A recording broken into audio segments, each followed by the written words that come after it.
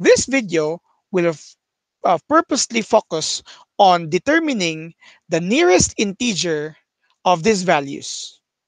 Okay? These values are um, these items here, numbers 1, 2, and 3, are already given to be irrational numbers. But the next question here is to estimate it, we need to find out first where does it fall, or what range of integers does it fall, and where is it closer to, so that later on we could further estimate it to its value, to the value, to the nearest tens and nearest hundreds. But this video right now will be concerning on the nearest integer. Before that, let us go again to the basic perfect square numbers and perfect cube numbers, because number one talks about perfect square numbers, and number two talks about perfect cube numbers. The purpose for this is for us to filter later on, or determine, use this to determine the questions as to where does it fall in the range of integers and what is now the nearest integer. So again, the perfect squares, as mentioned last time, is the result when you multiply the number to itself. So you have 1, pardon, let's make it thicker, 1, 4, 9, 16, 25, and you can continue later on. Since our number 1 talks only about positive, let us not give any more a negative, but you may in your seats. As for the perfect cube, you have 1, 8, 27, 64, so on and so forth. And we also have 4 negative values. Simply place negatives to each of the items here. Yeah. So to determine the nearest integer, we will take first the value inside the roots as the perfect square. We are going to take them as perfect square and and locate them in the tables that we have placed here. So for number 1, we are taking first 10. And since it's square root, let's look at the perfect square numbers. 10 is not a perfect square number. That is why it's an irrational number po. But 10 can be located here between 9 and 16. Okay? But 9 and 16 here are not just simple integers. They are actually perfect square of two different integers. So do not give the answer for the range of integers saying it's between 9 and 16. It would be an error. When we talk about range of integers, we're already talking about the values or the principal roots of this range. So again, it's between 9 and 16.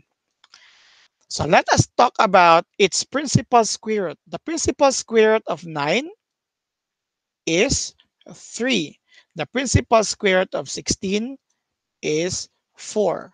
So for the range of integers, for number 1, it is between 3 to 4. Again, it's not 9 to 16. It's just simply between 3 and 4. Let us start first with all the range for numbers 2 and 3, and we will proceed with nearest integer later on, as mentioned by the instruction on practice exercise B. For number 2, let us take again 10, but it's cube root, so let's look at the perfect cube items. 10 is again not a perfect cube, that's why it's an irrational number.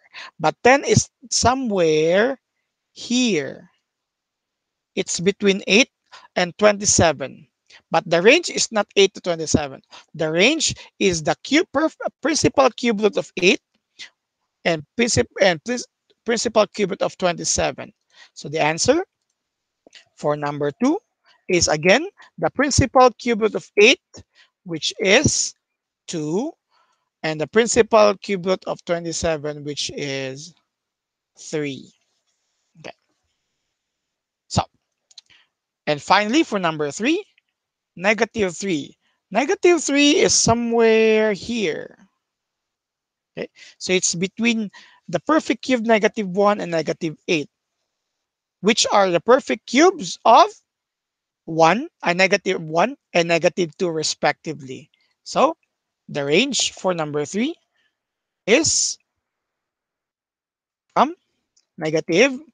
Okay, let us arrange it properly. When we say negative numbers, what is placed in your left is the smaller value, and what is placed in your right is the bigger value.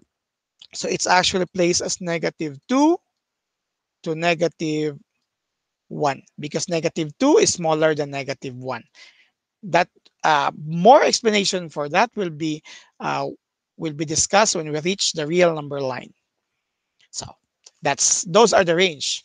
As to why we started with range, we can now easily determine the nearest integer because you're already given range. When you say the range for number one is 3 to 4, when we determine the nearest integer, you only pick between 3 and 4. You cannot answer anymore.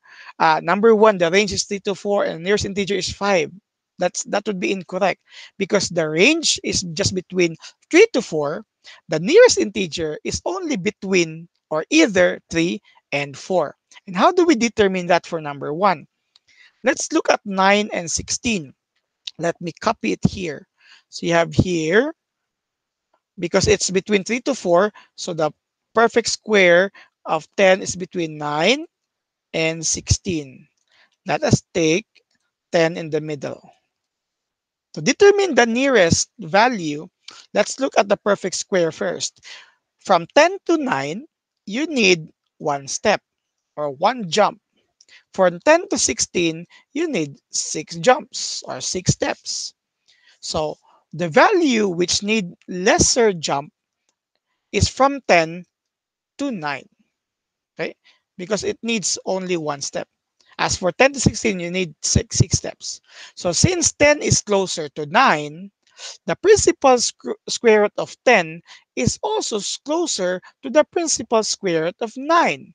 Let me repeat.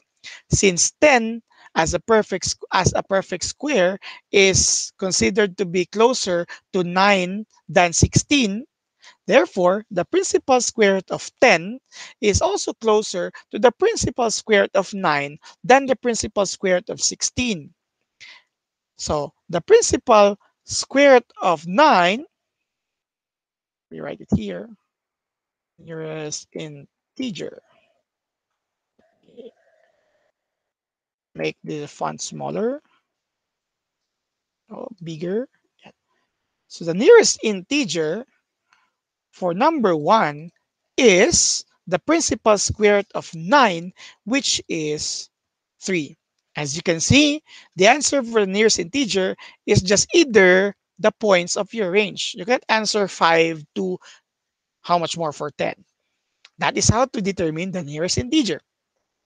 As for number 2, square cube root of 10. So it's between the perfect cube 8 and 27. Taking them here, 8, 27, and you have here 10. From 10 to 8, you need 2 steps. From 10 to 27, of course, you need 17 steps. Very obvious. 10 as a cube is closer to perfect cube 8 than the perfect cube 27. In short, the principal cube root of 10 is closer to the principal cube root of 8, which is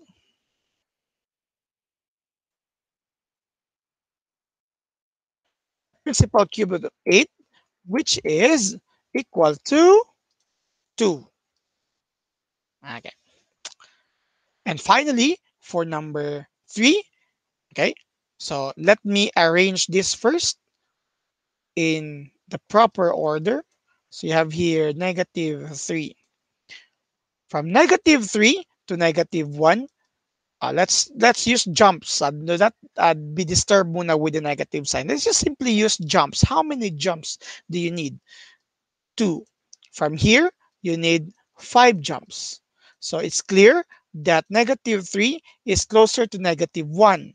And therefore, the cube root of negative 3 is closer to the cube root of negative 1, which is negative 1. By the way, just to make it just to make clarification, why do I use here nearest integer than nearer integer? Because he only talk about two numbers. The point of using nearest integer is because when you talk about numbers, we have many integers in the real number line. So the nearest integer here does not only concern with the range. The range is just your opening statement or your hint for you to choose your nearest integer. So we will use nearest integer even if we're only talking about two different points. Okay. So this is how we determine the nearest integer. For number one, we start with the range first, 3 to 4, and then we determine the nearest integer, which is 3. Number two, the range is 2 to 3. Then the nearest of the two is number 2. And number 3, the range is from negative 2 to negative 1, arranging it properly. So the nearest integer is negative 1. The purpose of these steps, it will be further um, observable later on as we estimate the irrational numbers deeper into the nearest tenths and nearest hundreds. That will be provided by the next video. So hopefully you've learned how to estimate irrational numbers. In the previous video, we have square root of 50 and the cube root of 81 as irrational numbers, or I mean, the principal roots are irrational numbers.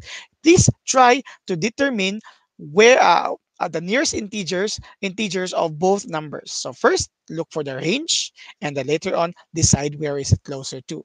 In the next video, we are going to learn how to estimate irrational numbers deeper as we go to nearest tens and nearest hundreds, the first decimal and the one decimal place and two decimal places respectively. That's all for this video. Goodbye.